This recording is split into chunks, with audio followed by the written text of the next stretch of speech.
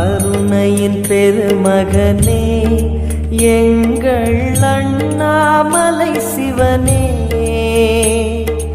ஆடிய பாதத்தில் ஓரிடம் வேண்டும், ஆடிய பாதத்தில் ஓரிடம் வேண்டும். அருள்வாயீஸ்வரனே, அன்பே அருணாச்சல சிவனே.